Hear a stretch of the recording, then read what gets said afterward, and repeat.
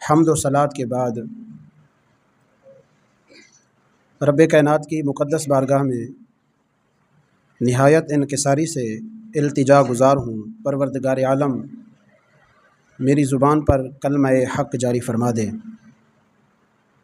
اس پر سامعین کو اور مجھے عمل کی توفیق عطا فرما۔ جو قرآن مجید کی صورت میں نے تلاوت کی،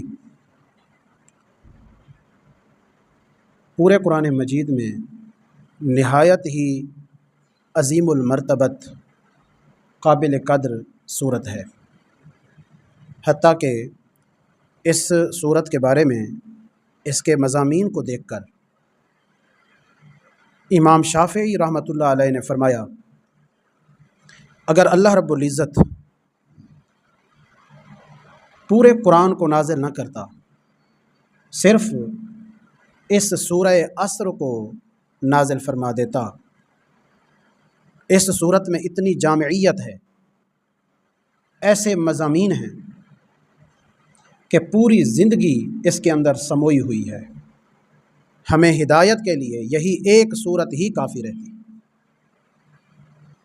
والعصر ان الانسان لفی خسر الا الذین آمنوا وعملوا الصالحات وتواصوا بالحق وتواصوا بالصبر۔ یہ نہایت مختصر صورت ہماری ہدایت کے لیے کافی تھی، اس کے اندر اتنی جامعیت ہے اور اتنے مضامین اس کے اندر بیان کر دیے گئے ہیں۔ اور جو مبارک حدیث میں نے پڑھی، ابتدائی کچھ لائنیں اس کی پڑھی حدیث کی، اس حدیث کے بارے میں محدثین کا کہنا یہ ہے کہ یہ حدیث ام السنہ ہے، ام الحدیث ہے، یعنی حدیثوں کی اصل ہے، یہ نہایت ہی عمدہ حدیث، حدیثوں کی اصل، جس کے اندر انسانی زندگی کے لیے جو ضروری چیزیں ہیں، جن کی روشنی میں انسان اللہ کو راضی کر سکتا ہے، جن کی روشنی میں انسان اپنی زندگی گزار سکتا ہے، وہ ساری ہدایات جو اسے اپنی زندگی گزارنے کے لیے مطلوب ہیں، اس حدیث کے اندر موجود ہیں۔ لہٰذا قرآنی آیات اور حدیث طیبہ کی روشنی میں آج کی گفتگو میں جو کچھ بیان کرنے کی کوشش کروں گا، اللہ رب العزت اس پر عمل کی توفیق عطا فرمائے۔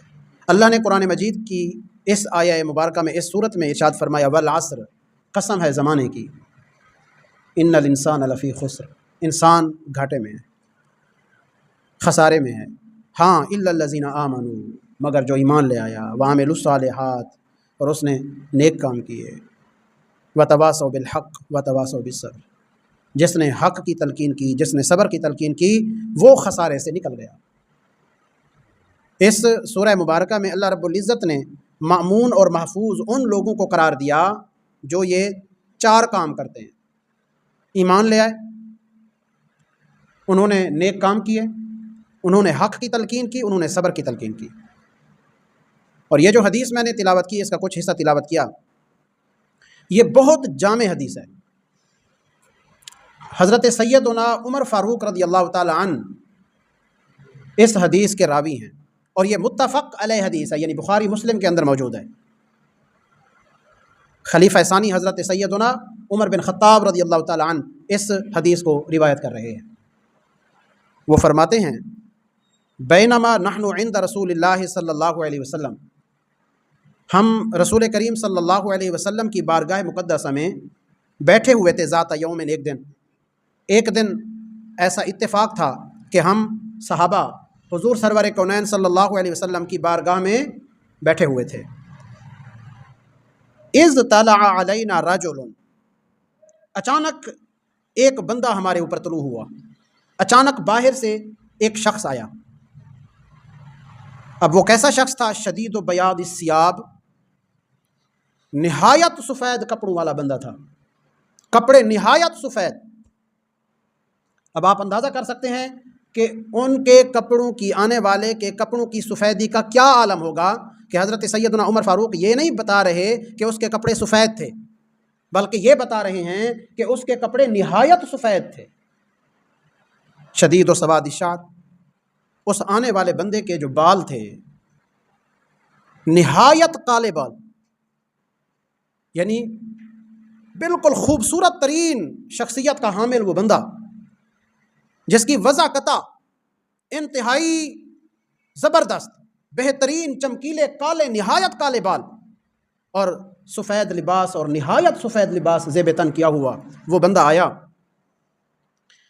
حضرت عمر فرماتے ہیں لا یرا علیہ اثر السفر، اس آنے والے بندے پر کوئی سفر کے آثار موجود نہیں تھے، مطلب کہ کوئی گرد و غبار نہیں تھا، کوئی تھکاوٹ کے آثار نہیں تھے، یہ پتہ ہی نہیں چلتا تھا کہ یہ بندہ سفر کر کے آیا، پتہ چلتا تھا کہ یہ بندہ ساتھ والے گھر سے اٹھ کے آیا ہے۔ احساس ہی نہیں ہو رہا تھا اس چیز کا، ادراک ہی نہیں ہو رہا تھا، اس کے اوپر کوئی سفر کا اثر ہی موجود نہیں تھا۔ اب اگر سفر کا کوئی اثر موجود نہیں تھا تو مطلب تو پھر یہ ہوا نا کہ یہ بندہ کہیں قریب سے ہی اٹھ کے آیا ہوگا، دور سے تو نہیں آیا۔ ریگستانی علاقے سے اگر وہ آیا ہوتا تو اس کے کپڑے میلے ہوتے، اس کی داڑھی پر، اس کے بالوں پر کوئی گرد ہوتی، اس کے چہرے پر تھکاوٹ کے آثار ہوتے، تو پھر تو یہی تھا نا کہ کہیں قریب سے ہی اٹھ کے آیا۔ اچھا پھر اگر قریب سے اٹھ کے آیا تو اس کے بارے میں فرماتے ہیں ولا یعرفہ منا احد، ہم میں سے اس کو کوئی پہچانتا بھی نہیں تھا۔ اگر قریب سے آیا ہوتا، اس وقت مدینے کی جو آبادی تھی کتنی تھی؟ تھوڑی سی تھی، اس کو کوئی پہچانتا بھی نہیں تھا۔ اچھا پھر حضرت سیدنا اب عمر فاروق رضی اللہ تعالیٰ عنہ صرف اپنے بارے میں نہیں بتا رہے کہ میں نہیں جانتا تھا اس کو، وہ یہ کہہ رہے ہیں کہ ہم میں سے کوئی بھی نہیں پہچانتا تھا، جتنے لوگ بھی حضور کے پاس بیٹھے تھے، جتنے بھی صحابی بیٹھے تھے، ہم میں سے کوئی بھی اس بندے کو نہیں پہچانتا تھا۔ اچھا حضرت سیدنا عمر فاروق اپنے بارے میں تو بتا سکتے تھے، لیکن باقی صحابہ کے بارے میں انہوں نے کیسے یہ بتا دیا؟ دراصل انہوں نے یا تو یہ اندازہ لگایا کہ کوئی نہیں پہچانتا، یا پھر چونکہ اس روایت کے بعد انہیں صحابہ سے ملاقات ہوئی اور روایت تو بعد میں انہوں نے کی نا، حدیث صحابہ سارے ان سے ملے ہوں گے، انہوں نے کہا کہ ہم تو اس کو پہچانتے نہیں تھے۔ اب ہوا کیا؟ بلکہ حدیث کے آخر میں حضرت عمر فاروق رضی اللہ تعالی عنہ بتا رہے ہیں کہ حضور نے پوچھا کہ جانتے ہو؟ میں نے کہا نہیں جانتا۔ اگر اس وقت کوئی صحابی جانتا ہوتا تو وہ کہہ دیتا کہ میں جانتا ہوں۔ اچھا یا یہ بھی ہو سکتا ہے کہ حضرت عمر فاروق رضی اللہ تعالیٰ عنہ نے یہ اندازہ لگایا ہو، اور اندازہ لگانا بھی کوئی غلط نہیں تھا، اس وجہ سے کہ وہ جس طرح کی شخصیت کا حامل تھا آنے والا بندہ، اگر کوئی اس کو پہچانتا ہوتا تو وہ اپنے لیے باعث افتخار سمجھتا کہ اس کو آگے بڑھ کے سلام کرے، اس کو تکریم دے، عزت کرے، اس کا استقبال کرے اور پھر حضور کی بارگاہ میں اسے بٹھائے۔ لیکن ہر ایک کے چہرے پر یہ آثار موجود تھے کہ ہر ایک اس کو اجنبی سمجھ رہا تھا، ہر ایک تعجب کر رہا تھا کہ پتہ نہیں یہ کون ہے، اس قدر عظیم المرتبہ شخصیت کا حامل یہ ہے کون، ہم اس کو پہچانتے نہیں ہیں۔ تو ہر ایک کے چہرے کے آثار بتا رہے تھے کہ کوئی بھی نہیں جانتا اس کو۔ اب وہ ایک اجنبی شخصیت وہ آئی اور فَأَسْنَدَ الرُّكْبَةَ حَتَّى جَلَسَ إِلَى النَّبِيِّ صلی اللہ علیہ وسلم، وہ آئے اور آ کے حضور علیہ الصلوۃ والسلام کی خدمت اقدس میں بیٹھ گئے۔ بیٹھنے کا انداز کیا تھا؟ سبحان اللہ، فرماتے ہیں فَأَسْنَدَ رُكْبَتَيْهِ إِلَى رُكْبَتَيْهِ، اس نے اپنے گھٹنے حضور کے گھٹنوں سے ملا دیے۔ میرے آقا علیہ الصلوۃ والسلام اتحیات و صورت میں بیٹھے ہوئے تھے، وہ بھی آ کے حضور کے سامنے اتحیات و صورت میں بیٹھ گیا، اور اتنا قریب ہو کے بیٹھا کہ میرے آقا علیہ الصلوۃ والسلام کے گھٹنے اور اس آنے والے شخص کے گھٹنے آپس میں مل گئے۔ اس نے اتنا قریب جا کے حضور کے ساتھ سٹے کیا، حضور کے ساتھ بیٹھا وہ۔ اچھا پھر کیا کیا؟ فوضع کفیہ علی فخذیہ، اللہ اکبر، اس نے اپنے دونوں ہاتھ اپنی رانوں پر رکھ لیے۔ ایک ترجمہ یہ ہے، اس نے اپنے دونوں ہاتھ، جس طرح ہم اتحیات و صورت میں بیٹھتے ہیں، اپنے دونوں ہاتھ اپنی رانوں پر رکھ لیے۔ لیکن اس کا دوسرا ترجمہ یہ ہے وَوَضَعَ كَفَّيْهِ عَلَى فَخِذَيْهِ اے فخذِ رسول اللہ صلی اللہ علیہ وسلم، اس نے اپنے دونوں ہاتھ رسول اللہ صلی اللہ علیہ وسلم کے رانوں پر رکھ لیے۔ دونوں ترجمے ہو سکتے ہیں۔ اچھا دوسرے ترجمے کا جو احتمال ہے وہ زیادہ ہے، کہ اس نے دونوں ہاتھ حضور کے رانوں پر رکھ لیے۔ احتمال اس وجہ سے زیادہ ہے کہ ایک روایت میں باقاعدہ یہ لفظ بھی موجود ہیں، الا فخذی رسول اللہ صلی اللہ علیہ وسلم، کہ اس آنے والے بندے نے اپنے دونوں ہاتھ رسول اللہ صلی اللہ علیہ وسلم کے رانوں پر رکھ دیے تھے۔ دونوں ترجموں میں اگر آپ غور کریں تو اللہ کے فضل سے اہل سنت کا پرچم آپ کو بلند نظر آئے گا۔ اگر پہلا ترجمہ کریں کہ آنے والا شخص حضور کے سامنے التحیات و صورت میں بیٹھا اور اس انداز میں بیٹھا کہ اس نے اپنے دونوں ہاتھ اپنی رانوں پر رکھ لیے، تو ادب کا ایک انداز ہے یہ، یعنی بزرگوں کے سامنے جب کوئی بندہ جا کے بیٹھے تو انتہائی ادب کے ساتھ التحیات و صورت میں جا کے بیٹھے تاکہ ادب کے تقاضے پورے ہوں۔ اور الحمدللہ اس پر عمل اہل سنت کرتے ہیں کہ بزرگوں کا احترام کرتے ہیں، بزرگوں کا ادب کرتے ہیں، جب ان کی بارگاہ میں حاضر ہوتے ہیں تو نہایت احترام اور ادب کے ساتھ حاضر ہوتے ہیں۔ اور اگر دوسرا ترجمہ کریں کہ اس نے اپنے دونوں ہاتھ حضور کی رانوں پر رکھ لیے، تو یہ پھر خضوع، عاجزی، انکساری اور ادب کا نہایت درجہ ہے کہ اس نے نہایت احترام سے آپ کے گھٹنے پکڑ لیے، آپ کی رانوں پر ہاتھ رکھ لیے۔ تو کسی بھی بزرگ کے پاس اگر جائیں تو یہ پھر حضور کی سنت ہوئی، اور اس آنے والے بندے کی جس کا نام ابھی میں بتاؤں گا اس کی یہ سنت ہوئی، اور حضور نے روکا نہیں، یہ حضور کی حدیث ہوئی کہ جب بزرگوں کے پاس آپ جائیں تو ان کے گھٹنوں پر ہاتھ رکھیں احتراماً، تعظیماً، توقیراً، اور یہ اس حدیث سے سبق مل رہا ہے۔ اب انہوں نے میرے آقا علیہ الصلوۃ والسلام کی رانوں پر ہاتھ رکھے اس انداز میں، وہ بیٹھ گئے، انہوں نے آ کر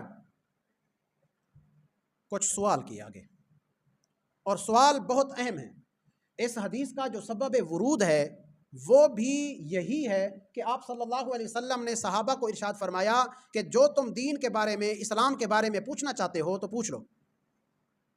اب صحابہ آپ صلی اللہ علیہ وسلم سے بہت کچھ پوچھ چکے تھے، مگر انہوں نے مزید وہ کچھ نہ پوچھا جو حضور چاہ رہے تھے، وہ کچھ نہ پوچھا جو حضور کی خواہش تھی کہ یہ صحابہ مجھ سے پوچھ لیں اور ان کے اوپر عمل کریں، وہ کچھ نہیں پوچھا۔ تو اللہ نے انتظام کر دیا، اس بندے کو حضور کی بارگاہ میں بھیج دیا، اور اس نے آ کر وہی سوالات کیے جو میرے آقا علیہ الصلوۃ والسلام کی خواہش تھی۔ اب آنے والے بندے نے میرے آقا علیہ الصلوۃ والسلام سے پوچھا، یا محمد صلی اللہ علیہ وسلم اخبرنی عن الاسلام، آپ ہمیں اسلام کے بارے میں بتائیے، اسلام کیا ہے؟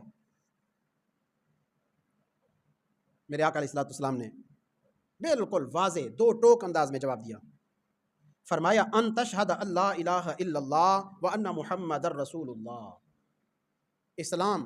اسلام یہ ہے کہ تو گواہی دے اللہ کے سوا کوئی معبود نہیں، اور اس بات کی گواہی دے کہ محمد اللہ کے رسول ہیں، یعنی تو کلمہ پڑھ لے، لا الہ الا اللہ محمد الرسول اللہ، اشہد ان لا الہ الا اللہ واشہد ان محمدا عبدہ ورسولہ۔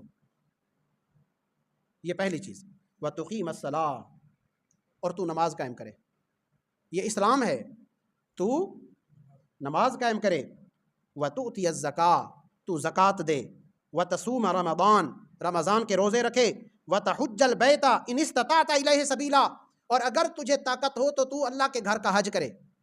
یہ اسلام ہے، یعنی اسلام آپ نے بیان کیا کہ ان چیزوں کے عقیدے کا نام، ان چیزوں کے عمل کا نام، ان چیزوں کے عمل کا نام کیا ہے؟ اسلام ہے۔ اللہ اکبر۔ اب اس نے کیا کیا؟ اس نے کہا صدقتا، آپ نے سچ کہا۔ فعجبنا لہ یسألہ ویصدقہ، حضرت عمر بن خطاب رضی اللہ تعالی عنہ فرماتے ہیں ہمیں تعجب ہوا، جو سائل ہوتا ہے اسے تو پتہ نہیں ہوتا، وہ تو پوچھ کے اپنی پیاس بجھاتا ہے، یہ کیسا سائل ہے؟ یہ حضور سے سوال بھی کر رہا ہے، جواب ملنے پر پھر تصدیق بھی کر رہا ہے۔ تصدیق تو وہ بندہ کرتا ہے جس کو پہلے سے پتا ہو، جس کو پہلے سے پتا ہو وہ سوال نہیں کرتا۔ اگر اسے پہلے سے پتا ہے تو یہ سوال کیوں کر رہا ہے؟ اور اگر اسے پہلے سے پتا نہیں ہے تو پھر تصدیق کیوں کر رہا ہے؟ ہمیں بڑا تعجب ہوا کہ بڑا عجیب آدمی ہے، سوال بھی کر رہا ہے، تصدیق بھی کر رہا ہے۔ خیر، ہم پہلے ہی اس کی شخصیت کو دیکھ کے متعجب تھے، پریشان تھے، اس سے اجنبیت ہمیں محسوس ہو رہی تھی، ہم دیکھ رہے تھے کہ یہ پتہ نہیں کون ہے، اور پھر اس نے سوال کا انداز ہی وہ اپنایا کہ جس سے ہمارے تعجب میں مزید اضافہ ہو گیا۔ اب اس نے دوسرا سوال کیا، اس نے کہا فَأَخْبِرْنِي عَنِ الْإِيمَانِ، آپ ایمان کے بارے میں مجھے بتائیے۔ اب آپ صلی اللہ علیہ وسلم نے ایمان کے بارے میں بتایا، فرمایا ان تؤمن باللہ وملائکتہ وکتبہ ورسلہ والیوم الآخر وتؤمن بالقدر خیرہ وشرہ۔ آپ نے فرمایا ایمان یہ ہے کہ تو اللہ پر ایمان لے آئے، اس کے فرشتوں پر ایمان لے آئے، اس کی کتابوں پر ایمان لے آئے، اس کے رسولوں پر ایمان لے آئے، اور قیامت کے دن پر ایمان لے آئے، اور اچھی بری تقدیر پر تو ایمان لے آئے۔ یہ ایمان ہے، یعنی ایمان عقیدے کا نام ہے اور اسلام عمل کا نام ہے۔ اللہ رب العزت نے بعض اعرابیوں کو خطاب کرتے ہوئے یہی فرمایا نا، یا ایھا الذین آمنوا ادخلوا فی السلم کافہ، پورے اسلام میں داخل ہو جاؤ۔ اور پھر آپ کچھ اعرابیوں کو یہ فرمایا کہ ان کو کہو کہ یہ نہ کہیں کہ ہم مومن ہو گئے، بلکہ یہ کہیں کہ ہم مسلمان ہو گئے، یعنی ظاہری اعمال کر لینے کا نام اسلام ہے، اور دل میں گھر کر جانے کا ان چیزوں اللہ رب العزت، فرشتوں کے اوپر ایمان، اللہ کے رسول، اللہ کی کتابوں پر ایمان، ان چیزوں کے اوپر جو ایمان ہے وہ اگر دل میں سرایت کر جائے تو یہ ایمان ہے۔ ظاہری اعمال سے جو عمل ہے وہ اسلام ہے۔ ایک بندہ نماز پڑھتا ہے تو آپ کہہ سکتے ہیں یہ مسلمان ہے، لیکن مومن بھی ہے، منافق بھی تو نماز پڑھتے تھے نا، منافق بھی تو یہ سارے کام کرتے تھے جو ظاہری اعمال ہیں۔ ایمان تو قلب کی کیفیت کا نام ہے، ایمان تو دل سے ہوتا ہے، یہ تو ایک باطنی کیفیت ہے۔ جب بندے کے دل میں یہ پختہ یقین ہو جائے، پختہ ایمان یقین ہو جائے کہ اللہ موجود ہے، وحدہ لا شریک ہے، اس کے فرشتے موجود ہیں، اس کی کتابیں ہیں، اس کے رسول ہیں، قیامت قائم ہوگی، اچھی بری تقدیر میرے ساتھ وابستہ ہے، جب وہ ان کے اوپر یقین ایمان کر لیتا ہے، یہ چیز اپنے دل سے تسلیم کر لیتا ہے تو وہ مومن بن جاتا ہے۔ اگر صرف نماز پڑھتا ہے مگر ان چیزوں کا یقین کامل نہیں ہے تو اپنے آپ کو ایماندار کہلوانے کا، مومن کہلوانے کا حقدار نہیں ہے۔ صرف مسلمان کہلوائے، مومن نہ کہلوائے۔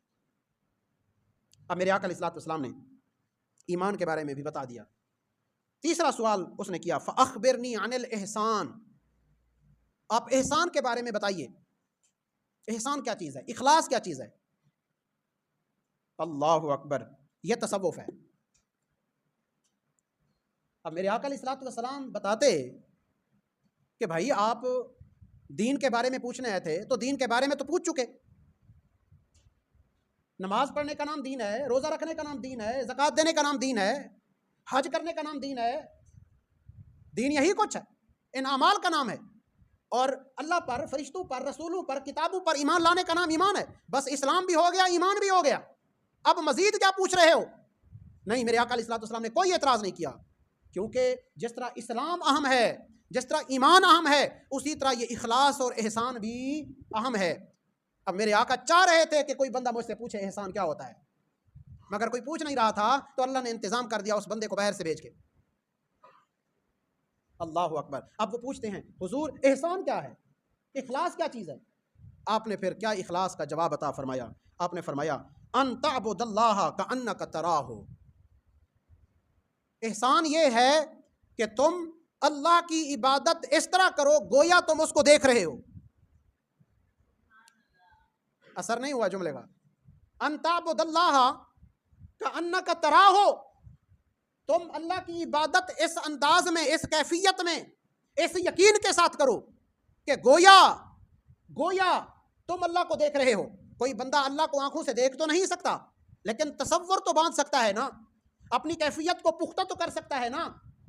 اگر تمہاری پختگی، تمہارے تصور کے اندر پختگی، تمہارے دل کی کیفیت، تمہارے نماز پڑھنے کا انداز، تمہارے ایمان کی کاملیت اس انداز میں ہے، فرمایا تقاضا یہ ہے کہ جب تم عبادت کرو ان تعبد اللہ کأنک تراہ، گویا تم اللہ کو دیکھ رہے ہو، مشاہدہ حق کر رہے ہو۔ اللہ اکبر۔ اور پھر اس کے بعد فرمایا فَإِن لَّمْ تَكُن تَرَاهُ فَإِنَّهُ يَرَاكَ، اگر تم اس درجہ کمال پر نہیں پہنچے، اگر اخلاص کا احسان کا تمہیں یہ درجہ نصیب نہیں ہوا، تو کم از کم اتنا درجہ تو ہونا چاہیے کہ جب تم اللہ کی عبادت کر رہے ہو تو اتنا تو تصور ہونا چاہیے نا، گویا کہ وہ تمہیں دیکھ رہا ہے، گویا کہ وہ تمہیں دیکھ، فَإِنَّهُ، گویا کہ نہیں، فَإِن لَمْ تَكُنْ تَرَاهُ، بس اگر تم اس کو نہیں دیکھ سکتے، اگر تم یہ تصور نہیں باندھ سکتے، فَإِنَّهُ يَرَاكَ، تو پھر یہ یقین رکھو وہ تمہیں دیکھ رہا ہے۔ یہ کم از کم درجہ ہے کہ جب کوئی مومن اللہ کی عبادت کرے، یا تو پھر مشاہدہ حق میں چلا جائے، یا پھر وہ اس درجے پر ہو، اخلاص کے اس درجے پر کہ جب عبادت کر رہا ہو گویا وہ اللہ کو دیکھ رہا ہے۔ اگر مشاہدہ حق پر وہ متمکن نہیں ہے، اگر اس منصب پر متمکن نہیں ہے، تو کم از کم اس منصب پر ضرور ہو، فَإِنَّهُ يَرَاكَ، اللہ اسے دیکھ رہا ہے، اللہ اسے دیکھ رہا ہے، یہ یقین کر لے۔ اب دیکھیے، اگر کوئی بندہ اس تصور کے ساتھ عبادت کرتا ہے کہ وہ اللہ کو دیکھ رہا ہے، آپ بتائیں جب وہ اس درجے پر فائز ہوگا، جب مشاہدہ حق کے درجے پر وہ فائز ہو جائے گا، تو اپنی عبادت میں ریا کو دخل دے سکے گا؟ اس کے دل میں کہیں یہ خیال گزرے گا کہ کوئی بندہ مجھے دیکھ لے، فلاں کو دکھانے کے لیے یہ کر رہا ہوں، کاش اسے پتہ چل جائے، کاش میری سخاوت وہ دیکھ لے، کاش مجھے نماز پڑھتا دیکھ لے، کاش مجھے مسجد جاتا دیکھ لے، کاش جمعہ پڑھتا دیکھ لے، کاش قرآن پڑھتا دیکھ لے؟ کیا یہ تصور میں آئے گا؟ جب بندہ اس درجے پر، اخلاص کے اس درجے پر فائز ہوگا کہ جب بھی وہ عبادت کرتا ہے اس کی آنکھوں کے سامنے بس اللہ ہی ہوتا ہے، جب وہ اس درجے پر فائز ہوگا تو قطعاً دور دور تک بھی اس کو یہ تصور نہیں ہو سکتا کہ کوئی مجھے دیکھ لے، کسی کو میں دکھا دوں، قطعاً کوئی تصور نہیں ہوگا۔ تو میرے آقا علیہ الصلوۃ والسلام نے فرمایا اخلاص یہ ہے، احسان یہ ہے کہ جب تو عبادت کرے تو گویا تو اللہ کو دیکھ رہا ہے۔ اگر تو مشاہدہ کے مرتبے پر فائز نہیں ہے تو پھر تو اگلے مرتبے پر آ جا کہ مراقبہ پر ہو جا، تو مراقبہ حق میں آ جا۔ اگر تو اسے نہیں دیکھ رہا تو پھر یہ یقین کر کہ وہ تجھے دیکھ رہا ہے۔ اور یقین سے بتائیے، ایمان سے بتائیے، جب بندے کے دل میں یہ ہوگا کہ اب میں جو عبادت کر رہا ہوں، یہ جو میں نیکی کر رہا ہوں، یہ جو میں نماز پڑھ رہا ہوں، یہ جو میں تلاوت کر رہا ہوں، مجھے میرا رب دیکھ رہا ہے، جب یہ تصور کسی بندے کے ذہن میں ہوگا، دل و دماغ میں ہوگا، تو اس وقت بھی ریا کا تصور اس کے دل و دماغ میں نہیں آئے گا، اس وقت بھی دنیاوی خیالات اس کے دل میں نہیں آئیں گے۔ سارے لوگ پوچھتے پھر رہے ہیں، سارے لوگ پوچھتے پھر رہے ہیں، نماز پڑھتے ہیں، خیالات نماز نہیں پڑھنے دیتے، بھول جاتے ہیں، کوئی وظیفہ بتائیے، کوئی طریقہ بتائیے، نماز میں خیال نہ آئے۔ میرے نبی نے طریقہ بتایا کہ نماز اس انہماک سے پڑھو، یا تو تم اللہ کو دیکھ رہے ہو یا وہ تمہیں دیکھ رہا ہے۔ مجھے بتائیے، ذرا دنیاوی تصور کر کے بتائیے، اگر آپ کسی حساس جگہ پر ہوں اور وہاں آپ کو یہ لکھا نظر بھی آ جائے کہ کیمرے کی آنکھ دیکھ رہی ہے، وہاں کوئی ایسی حرکت کریں گے جو مشکوک ہو؟ کوئی ایسی حرکت کریں گے جس سے آپ پکڑے جائیں، جس سے آپ کو جواب دینا پڑے، جس سے آپ شرمندہ ہوں؟ قطعاً کوئی حرکت نہیں کریں گے۔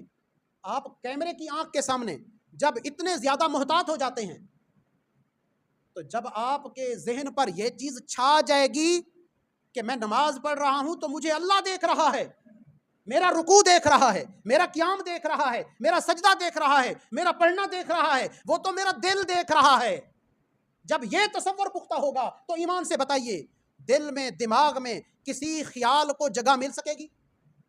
کوئی تصور آئے گا؟ کوئی ایسی حرکت، کوئی ایسی ایکٹیویٹی کریں گے جس سے اللہ کے سامنے شرمندہ ہونا پڑے؟ قطعا نہیں کریں گے۔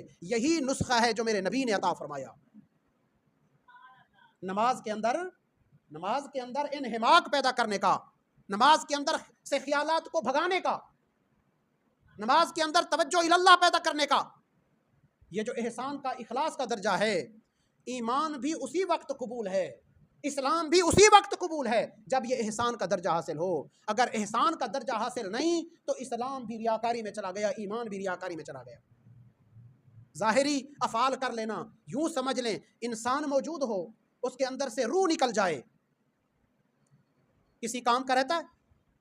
اپنے پرائے سارے متفق ہو جاتے ہیں کہ اس کو مٹی میں دفنا دو، اب یہ ہمارے قابل نہیں رہا، تو سمجھیے اگر آپ کے اسلام میں، اگر آپ کے ایمان میں احسان اور اخلاص نہیں ہے تو پھر مردہ انسان کی طرح آپ کا ایمان اور اسلام ہے۔ آپ کی نمازیں مردہ انسان کی طرح ہیں، آپ کی زکاتیں مردہ انسان کی طرح ہیں، آپ کے حج مردہ انسان کی طرح ہیں، چاہے آپ کثرت میں آسمان تک انبار لگا لیں، جتنی مرضی عبادات کر لیں، جتنی مرضی سخاوت کر لیں، لیکن ان کے اندر روح ہی نہیں ہے اخلاص کی، مقصود للہیت ہی نہیں ہے، اللہ کی رضا ہی نہیں ہے، ریاکاری یہاں آپ کی آ گئی ہے، تو پھر کوئی عبادت بھی آپ کو بچا سکے گی، اللہ کو راضی کر سکے گی، آپ کو اللہ کے حضور سرخرو کر سکے گی؟ نہیں۔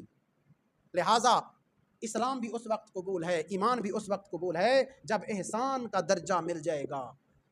یہ ابھی حدیث پوری نہیں ہوئی ہے، ابھی یہ حدیث درمیان میں رہ گئی ہے، انشاءاللہ میں کوشش کروں گا کہ اگلے جمعۃ المبارک پر بھی اس حدیث کو بیان کر کے مکمل کروں۔ اللہ رب العزت ہم سب کو عمل کی توفیق عطا فرمائے۔ وآخر دعوانا الحمدللہ۔